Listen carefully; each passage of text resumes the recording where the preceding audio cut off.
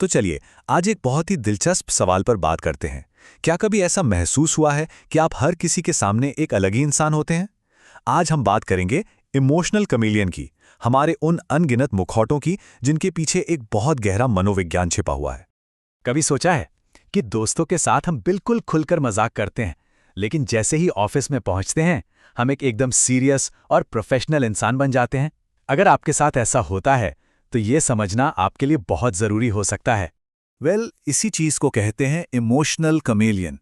ये एक तरह का अदृश्य मुखौटा है, एक मास्क है जिसे हम पहन लेते हैं ताकि हमें कोई अकेला ना छोड़ दे, ताकि हम उस ग्रुप का हिस्सा बने रहें जो हमारे लिए मायने रखता है।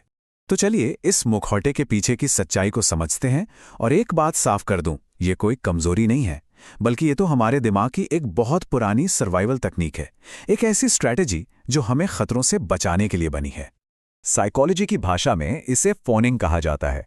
ये एक डिफेंस मैकेनिज्म है, मतलब हम अनजाने में ही खुद को दूसरों की उम्मीदों के हिसाब से ढाल लेते हैं, सिर्फ इस डर से कि कहीं हमें रिजेक्ट न कर दिया जाए। इसके पीछे ना एक बहुत गहरा डर छिपा होता है, एक आवाज़ जो कहती है कि अगर तुम बिल्कुल वैसे ही हो जैसा सामने वाला चाहता है तो वो तुम्हें चोट कैसे पहुंचाएगा, वो तुम्हें छोड़कर कैसे जाएगा, है ना? यही डर हमें ये मुखौटा पहनने पर मजबूर कर देता है।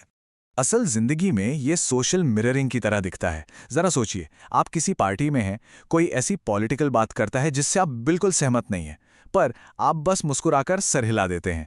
शायद आप उनके बात करने का स्टाइल भी कॉपी करने लगते हैं। ये सब क्यों? सिर्फ एक सेफ्टी बबल बनाने के लिए। लेकिन सवाल तो ये उठता है कि ये आदत आती कहाँ से है। चलिए इसकी जड़ों तक चलते हैं, और इसकी जड़ें अक्सर हमारे बचपन की मिट्टी में ही छिपी होती हैं। ये उन बच्चों में ज्यादा देखा जाता है जिन्हें अपनी उम्र से पहले ही दुनिया का बोझ उठाना पड़ा, जिन्हें कभी ये फील ही नहीं हुआ कि वो जैसे हैं वैसे ही प्यार के काबिल हैं, और बस वो एक अच्छा बच्चा बनने के जाल में फंस जाते हैं। और ये स्लाइड उस कंडीशनिंग को बहुत अच्छे से समझाती है। ऐसे बच्चे सीख जाते हैं कि प्यार शर्तों पर मिलता है, कि काम का बनोगे तभी तुम्हें देखा जाएगा। वो कम उम्र में ही जिम्मेदारियां उठा लेते हैं और खुद को सेफ महसूस कराने के लिए बड़ों की नकल करते हैं, और इस सब में अपनी ज़रूरतों को कहीं बहुत पीछे छोड़ देते हैं। लेकिन हर वक्त दूसरों के हिसाब से जीने की ना एक बहुत भारी कीमत चुकानी पड़ती है।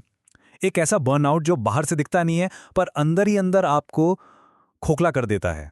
कुछ एक्सपर्ट्स इसे ट्रॉमेटिक इंटेलिजेंस का नाम देते हैं।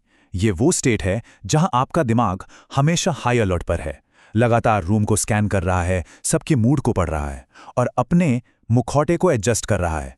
सोचकर देखिए ये कितना थका देने वाला होगा। तो यहां यह समझना बहुत जरूरी है कि सोशल इंटेलिजेंस और अपनी आइडेंटिटी खो देने में एक बहुत ही पतली सी लाइन है। देखिए, दूसरों से जुड़ने के लिए थोड़ा सा अडैप्ट करना स्मार्टनेस है, लेकिन रिजेक्शन के डर से खुद को मिटा देना वो सेल्फ डिस्ट्रक्शन है। लगातार मुखौटे पहनने की कीमत बहुत बड़ी है। इमोशनल बर्नआउट, अंदर से एक गहरा खालीपन, ये कन्फ्यूजन कि असली में है कौन, और वो हमेशा हाई अलर्ट पर रहने की थकावट। और फिर ये सवाल मन में गूंजने लगता है, क्या लोग सच में मुझे पसंद करते हैं, या सिर्फ उस वर्जन को, उस किरदार को जिसे मैं उनके सामने परफॉर्म कर रहा हूं? तो अब सवाल ये है कि इस मुखौटे को उतारें कैसे, अपनी असली पहचान से फिर से कैसे जुड़ें। चलिए इस अंधेरे से बाहर निकलने का एक रास्ता ढूंढते हैं। और इसकी शुरुआत ना बहुत छोटे कदमों से होती है। सबसे पहला स्टेप, नोटिस। बस ध्यान दीजिए, बिना खुद को जज किए, कि आप कब और कहां बदलते हैं। दूसरा, क्वेश्चन। उस पल में खुद से पूछिए, मैं सच में क्या सोचता हूं, मैं कैसा फील कर रहा हूं। और तीसरा और सबसे जरूरी, चूज।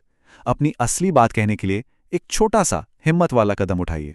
एक बात हमेशा याद रखिएगा, असली खुशी दूसरों के लिए परफेक्ट आईना बनने में नहीं है, बल्कि अपने ऑथेंटिक, अपने असली, कभी कभी मिसमैच्ड सेल्फ के साथ जीने की हिम्मत में है। तो आज इस चर्चा के बाद एक बार खुद से जरूर पूछिएगा, वो कौन सा एक मुखौटा है जिसे आप अब उतारने के लिए तैयार हैं। इस पर सोचेगा जरूर।